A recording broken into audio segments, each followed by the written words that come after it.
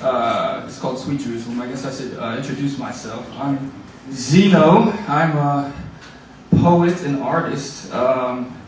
Today was my last class at MIT. I just finished up a graduate degree there. So I'm on the February graduation list. This book was actually inspired by Michelle's class in linguistics.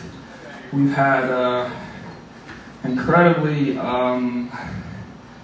life-changing experience over the last year and a half in the struggle, revolutionary struggle at MIT, just trying to expose corruption and imperialism and the depths of Zionist corruption on campus. And so this book, Sweet Jerusalem, I actually wrote while in his class last semester.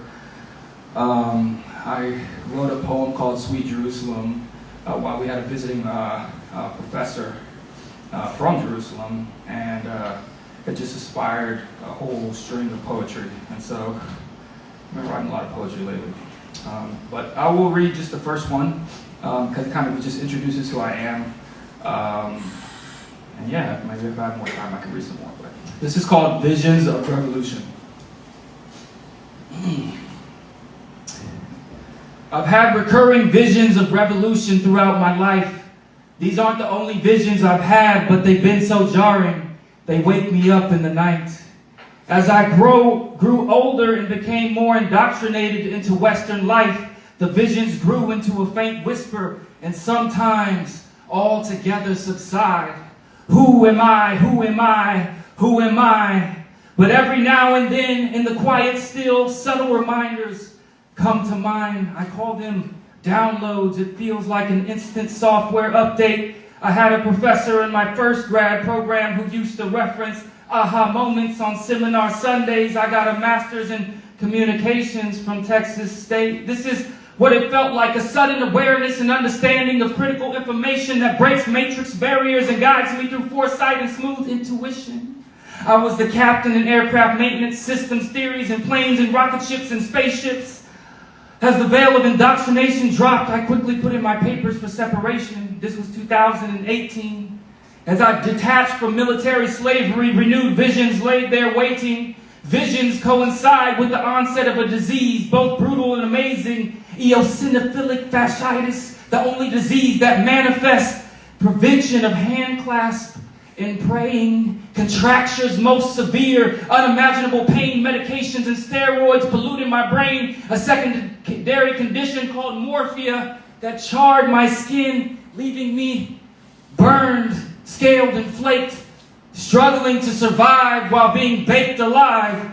The process of shedding human skin for dragon skin was devastating. These rarities perplexing, physically enslaving, yet spiritually liberating. This started in 2018.